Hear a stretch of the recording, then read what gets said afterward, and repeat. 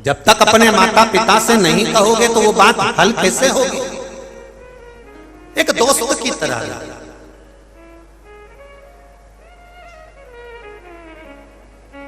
एक बहुत बड़ा वृक्ष,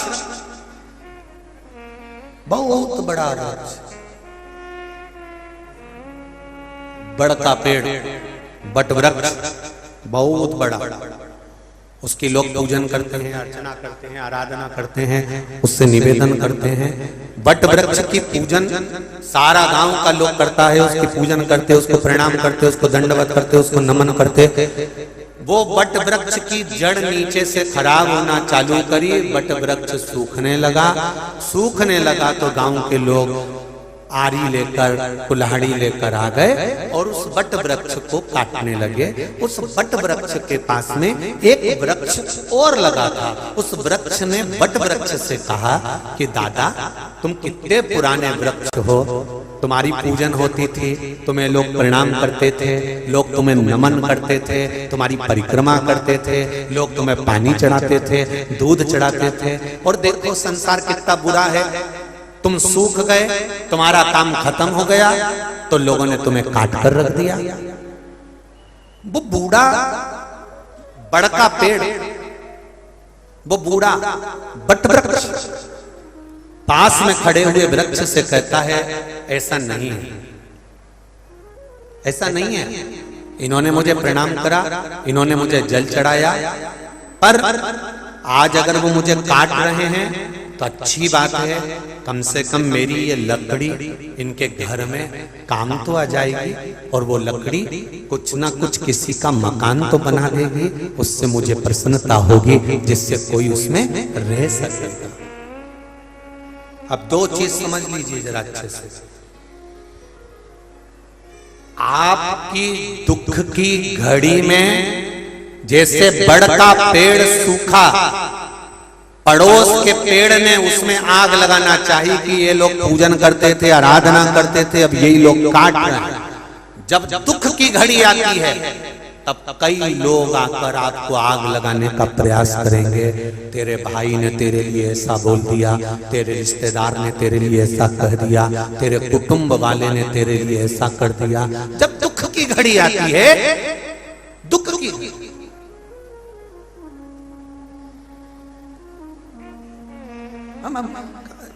कई बार हमने एक बात कही है, आज फिर कह रहे हैं आप लोगों के से।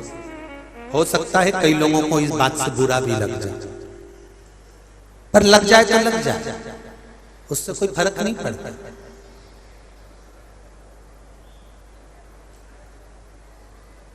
कहना चाहते हैं तो बड़े दिल से कहें। आप किसी के पास गए और आपने किसी के सामने जाकर आंख में आंसू भरकर रोए, हमें बड़ा दुखी हूं मैं, और किसी के शरीर में ऐसे ऐसे घूम के कहीं का देवी देवता आया और तुमने उससे कहा मैं बड़ा दुखी हूं, और उसने घूम घूम कर कह दिया तेरे ही घर का है जिसने तेरे ऊपर कुछ कर रखा।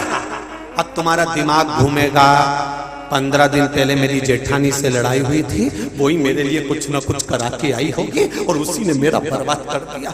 फिर तुम्हें याद आया कि मेरे मामा ससुर ने कुछ करा होगा, तुम्हें याद आया मेरी मौसी सास ने कुछ करा होगा। ये एक बात अपनी जिंदगी में, दिमाग में अच्छे से बिठा कर रखना, संसार में किसी की सामर्थ्यता नहीं है कि कोई तुम्हारा बुरा कर दे। बुरा केवल तुम्हारा अपना कर्म कर सकता है, इसके सिवा कोई बुरा नहीं।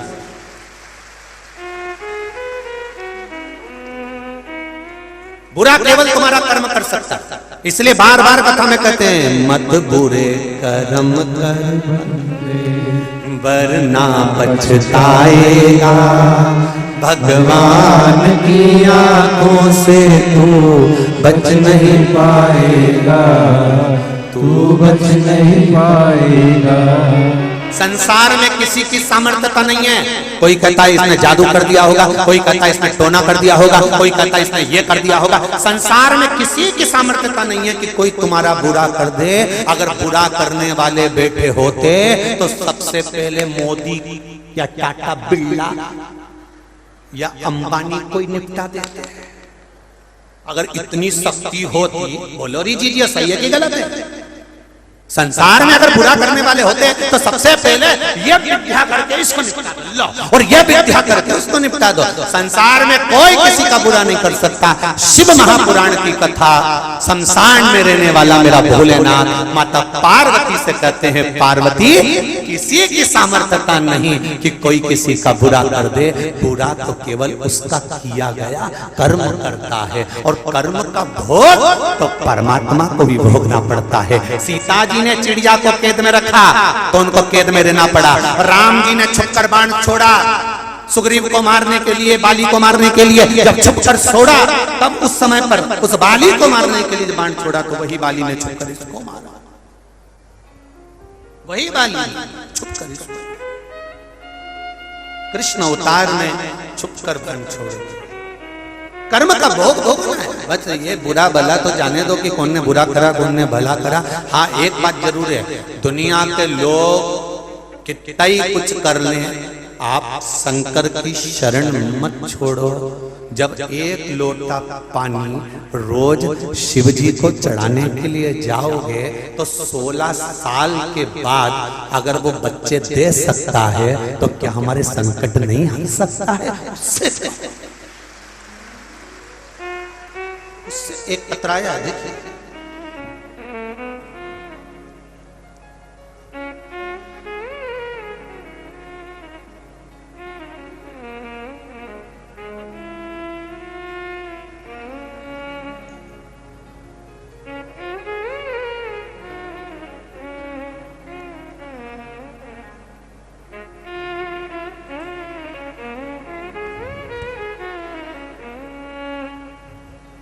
श्रीमती रेखा सिंह परियार, पत्नी महेंद्र सिंह परियार,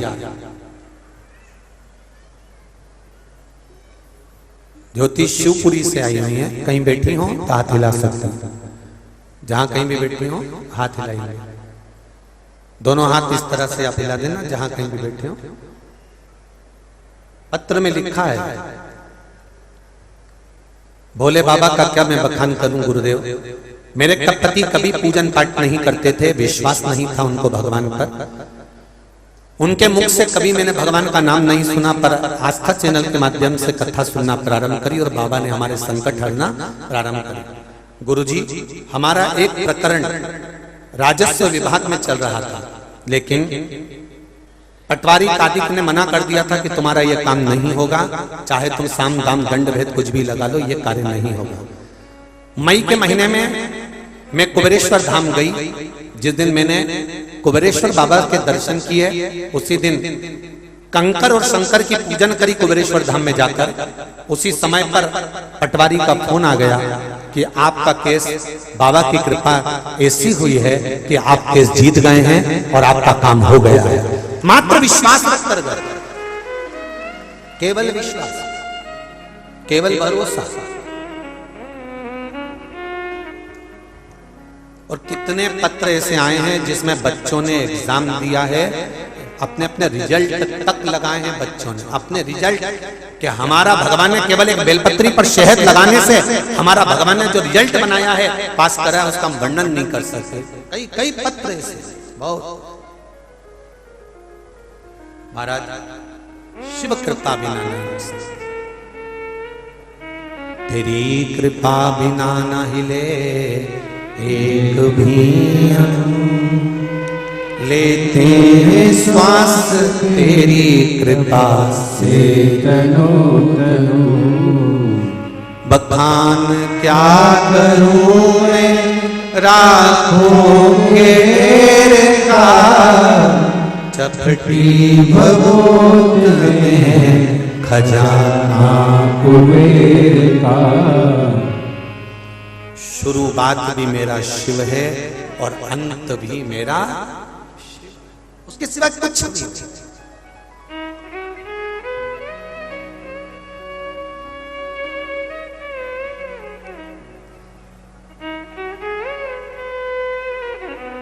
केवल एक शंकर, केवल एक ओघड़ी। बच्चों से मित्रता का भाव रखो। स्वधा ने पूछा क्यों रो रही हो? रोने का कारण क्या है?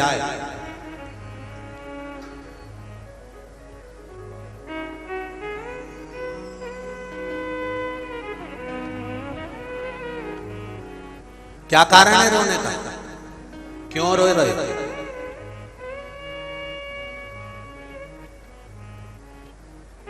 छोटी बेटियों की आंख में आंसू आए तो मां उसको सहलाकर आराम से पूछे कि तुझे दिक्कत क्या है, क्या तकलीफ हो रही बेटा?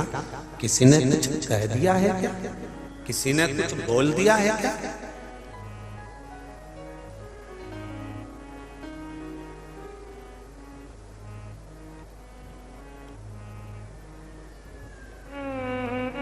क्या किसी ने कुछ कहा है?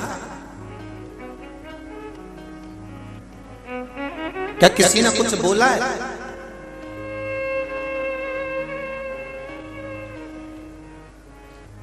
बड़ा विचित्र संसार। दशहरा आने वाला है, नवरात्र निकलेगी और दशहरा आएगा। रावण जलाते हो यहाँ पे? अरे बोलो तो जम के, जलाते हो? क्या करा था उसने सीता जी का? जम के बोलो जरा। हरण करा था, केवल सीता जी का हरण करा था तो रावण आज तक जल रहा है, आज तक। और जलने से पहले दशहरे मैदान में उसकी मुंडी ऐसी ऐसी घूमती और वो भी जम जम के हंसता है, ठाका लगाकर। रावण कहता है मैं लंकेश हूं, और हंसता है, और हंसकर सारे संसार के लोगों को एक प्रेरणा देता है कि मैंने तो केवल सीता का स्पर्श मात्र कर उसको लाकर लंका में बिठाया था, मैंने तो उसका केवल हरण करा था, तो मुझे आज तक जला रहे हो? मुझे जलाना छोड़ो। जो ये छोटी छोटी बेटियों का जीवन नष्ट कर रहे हैं और उनका साथ गलत करते करते हैं, अब उनके पुतले जलाना प्रारंभ कर। वो रावण भी कहता है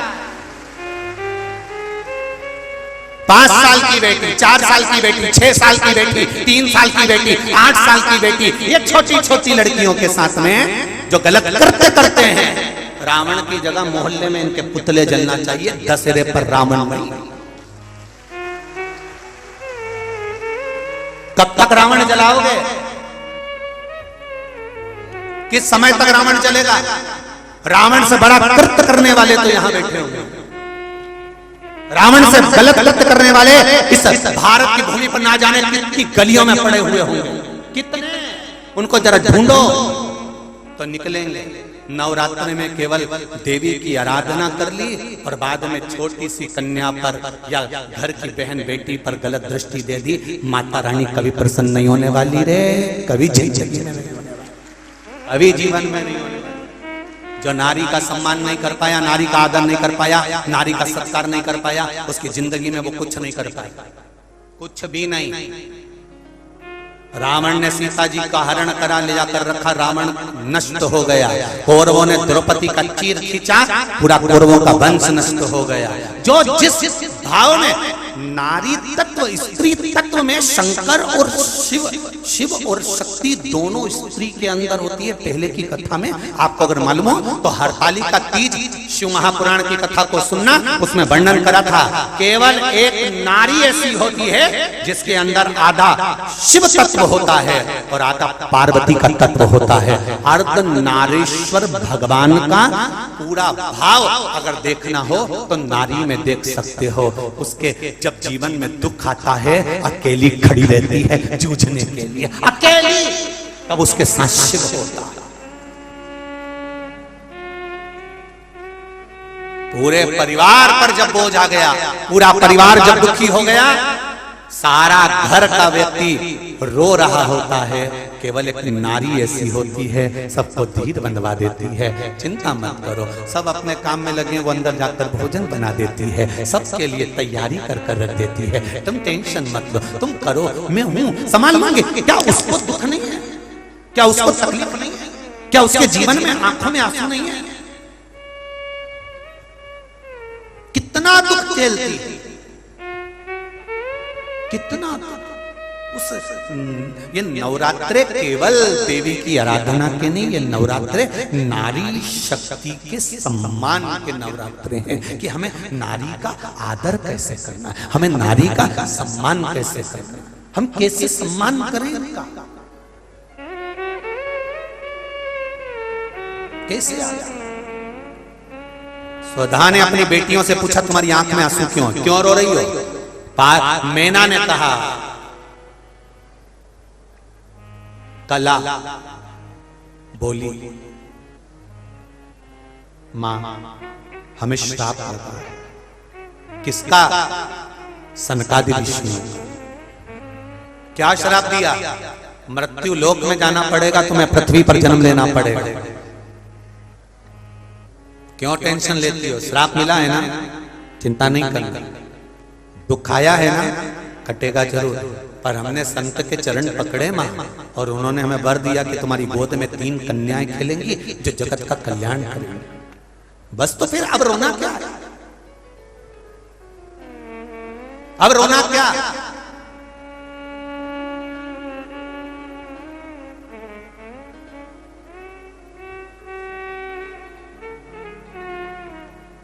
अगर परिवार में बना सकते हो तो थोड़ा सा समाजस बनाकर चलना।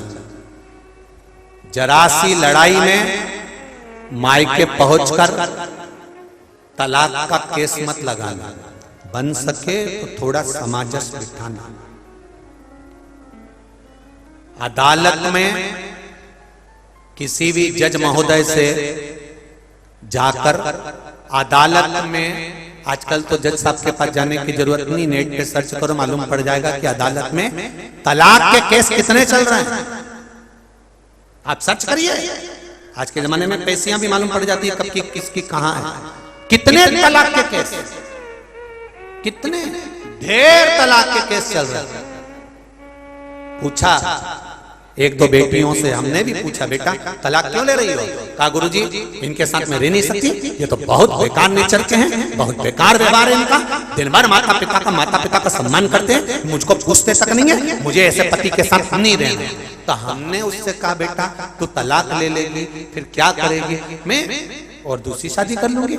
ठीक है बेटा, और मालूम पड़े अभी तो तुझको काल भैरू मिला है और आने वाले समय में बटुक भैरू मिल गया है, तो अगर ललाट पर भगवान ने इसी से सुख लिखा होता तो सुख मिलता कि नहीं मिलता? अगर ललाट में इससे दुख लिखा है तो तू 10 शादी भी कर ले, तेरी जिंदगी में दुख ही लिखा हो तो सुखी नहीं हो सकता। जहां विवाह हुआ है वहां एडजस्ट कर कर चलने का प्रयास करिए।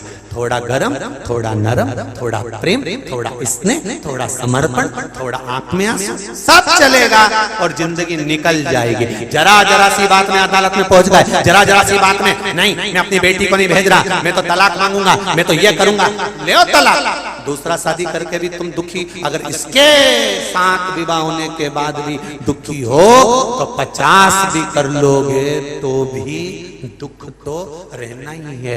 जरा विचार करो कितना ज्ञानी थे जनक जी महाराज, कितने ज्ञानी कि उनके बराबर कोई ज्ञानी नहीं था। सुखदेव जी महाराज के गुरु थे, उनके घर में जो विद्वान पंडित थे, उनके घर में कितने बड़े बड़े गुरु जी बैठे हुए थे। जरा विचार करना, क्या उन्होंने सीता जी का स्वयंवर रखा, स्वयंवर रखने के बाद विवाह पक्का किया, विवाह करते समय सीता और राम का क्या मिलान नहीं करा होगा? शादी की तारीख नहीं देखी होगी कि इस तारीख को शादी करेंगे, दोनों सुखी रहेंगे, दोनों आनंद में रहेंगे। जनक जी ने कितना बेटी का भाग्य दिखवाया होगा, कितनी पत्रिका दिखवाई होगी, कितना यश दिखवाया होगा। क्या जनक जी को यह मालूम था कि मेरी बेटी को वन वन डोलना पड़ेगा? क्या जनक जी को यह मालूम था कि मेरी बेटी गर्भ से रहेगी और उसको जंगल में छोड़ दिया जाएगा?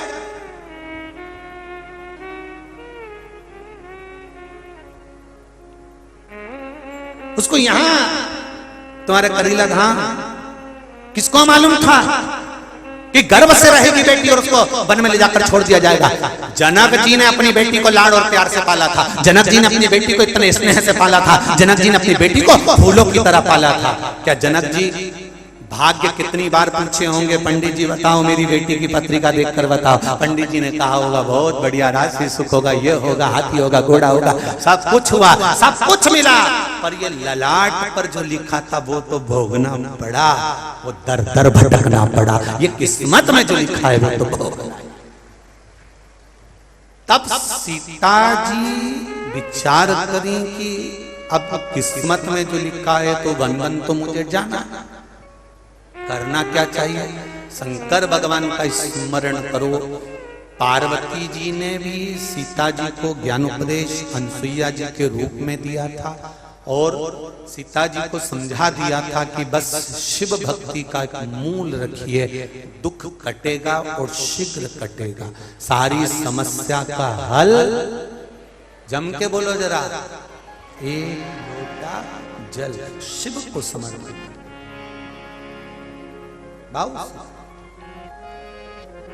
आप दिल से कहेंगे, वो दिल से कहोगे। स्वधा पूछ रही, तुम रो रही हो क्यों?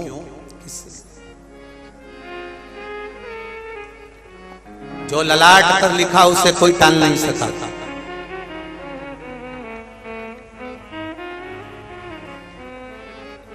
कई लोग कहते हैं हम नहीं जाते बद्रीनाथ।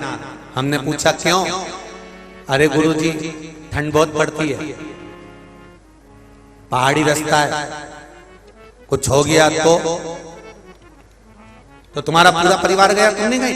अगर वहां कुछ हो गया तो, और जिससे पूछा था वो घर में रह गए, जो गए थे वो दर्शन कर कर आ गए, और ये बाथरूम में स्नान करने गई और पांव फिसल गया और सीताराम हो गई। ले मैं बद्रीनाथ में सोच रही थी कुछ हो गया तो।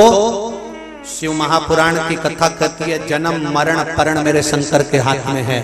मृत्यु किस जगह पर होगी, कहां होगी, कब होगी, कितने बजे होगी, किस घड़ी, किस पल, किस क्षण मरोगे, उसने लिख कर भेजा है। इसलिए हर पल, हर घड़ी, हर क्षण खुशियां मना कर जियो। कब कौन सा आखिरी समय आ जाएगा मालूम ही नहीं पड़ेगा। सारा अचार बरनी में भरा की भरा रह जाएगा, रोटी फ्रिज में डब्बे में धरी की धरी रह जाएगी, फल पूरे फ्रिज में रखे रह जाएंगे, सब पड़ा रह जाएगा। इसलिए रोज अच्छे से खाओ पियो और जिंदगी मस्त जियो। क्या किसको रोइए, चादर तान के मस्त जियो। कई लोग कहते हैं गुरुजी हमारे ऊपर कर्जा बहुत है, इतने कर्जे में हम कैसे अच्छे से जी सकते हैं? तो होन दो ना, कर्जा है ना। पहले तो एक निवेदन है कि कर्जा का नाम ही है। कर्जा कब लेते हो? जब तुम दुकान डालना हो, परिवार के लिए कुछ करना हो, किसी के लिए कुछ करना हो, प्रॉपर्टी लेना। कर्जा कर्जा कर्जा, परिवार के लिए कर करके जा, उसी का नाम जम के बोलो जरा, कर्जा। उसी का नाम है तो कर्जा। कर करके मर गए, आखिरी में चले गए, ना सही से खा सके ना रह सके। कर्जा हो भी गया तो भोलेनाथ जी पर छोड़ दो, शिव जी पे छोड़ो और प्रसन्न रहकर अपने जीवन को जियो। प्रसन्न होगा, देखा जाएगा, चुका देंगे, समय आएगा तब चुक जाएगा।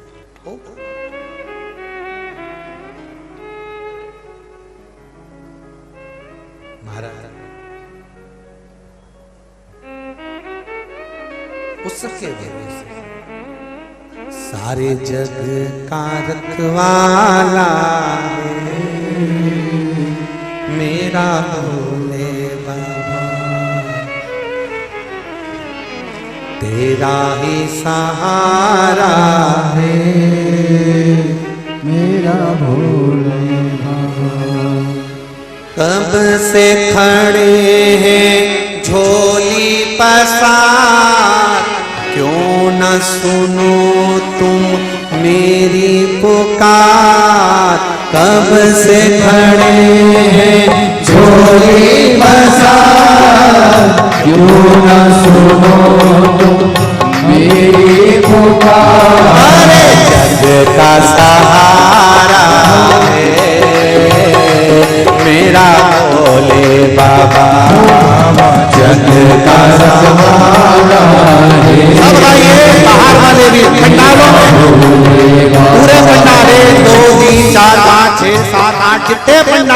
लाखों पंडाल हो जितने बाहर खड़े, दोनों हाथों से।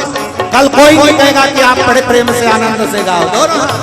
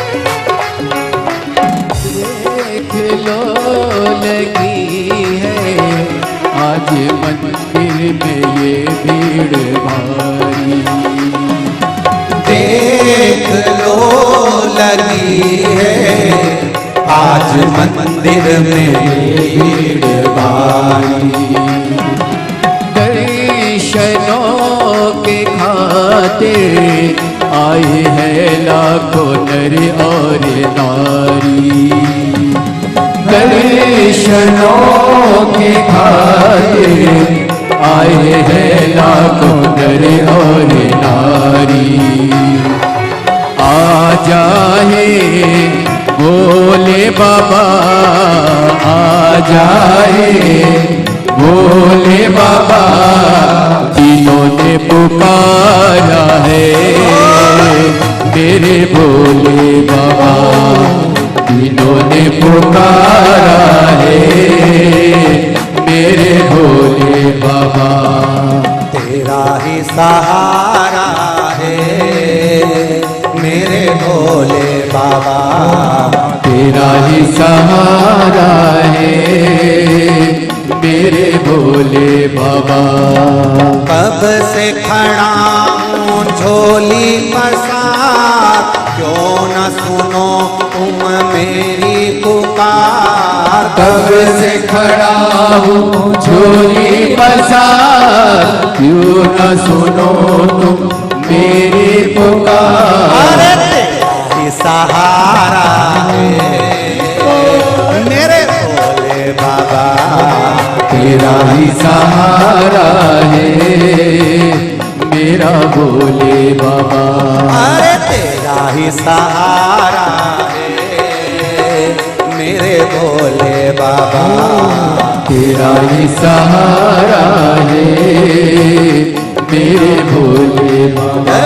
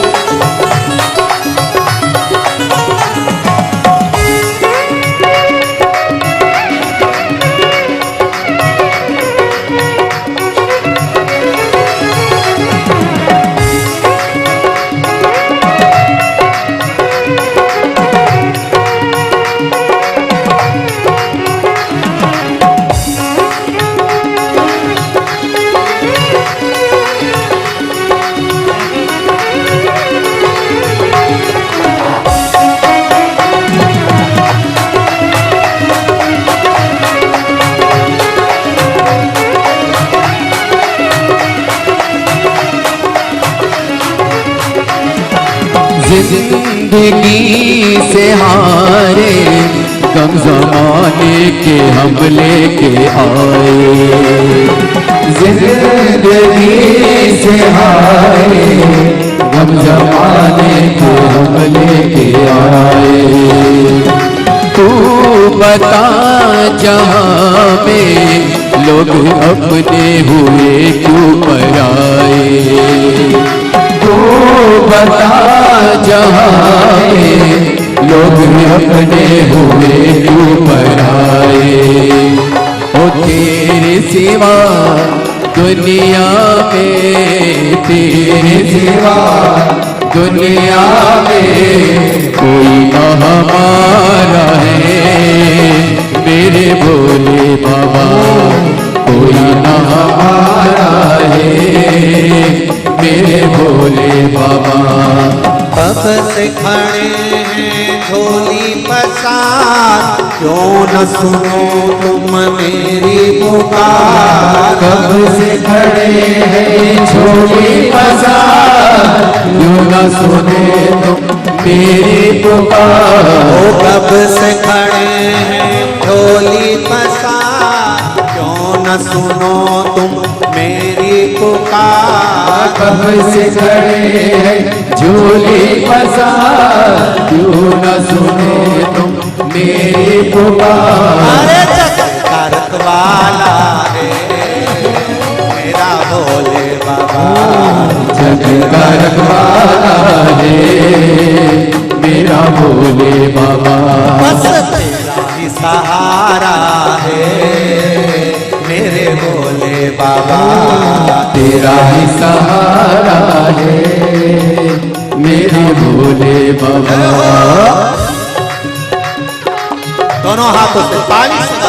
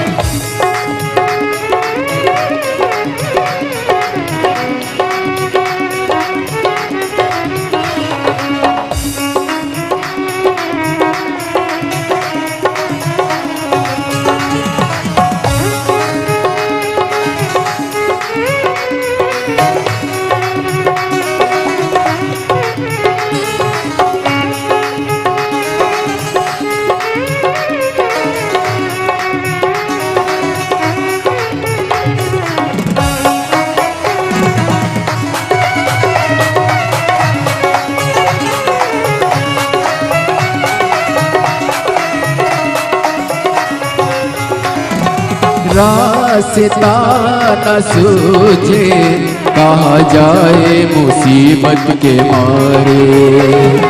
रास्ता न सूझे कहाँ जाए मुसीबत के मारे।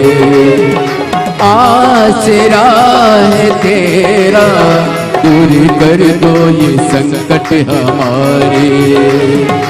आसरा है तेरा दूर कर दो ये संकट हमारे। ओ सुनते हैं तूने ही सुनते हैं तूने लाखों को उबारा है मेरे भोले बाबा। लाखों को उबारा है मेरे भोले बाबा। कब से खड़े हैं झोली पसार, क्यों न सुने तू मेरी पुकार। कब से खड़े हैं झोली पसार, क्यों न सुने तुम मेरी पुकार। ओ कब से खड़े हैं झोली पसार, क्यों न सुने तू मेरी पुकार। कब से खड़े हैं झोली पसार, क्यों न सुने तुम मेरी पुकार। अरे जगत वाला मेरा भोले बाबा, जग का रखवाला है मेरा भोले बाबा। बस तेरा ही सहारा है मेरा भोले बाबा। तेरा ही सहारा है मेरा भोले बाबा। अरे कब से खड़े हैं झोली पसार, क्यों न सुने तो मेरी पुकार। कब से खड़े हैं झोली पसार, क्यों न सुने तुम मेरी पुकार। कब से खड़े हैं झोली पसार, क्यों न सुने तो मेरी पुकार। कब से खड़े हैं झोली पसार, क्यों न सुने तुम मेरी पुकार। सहारा मेरे भोले बाबा।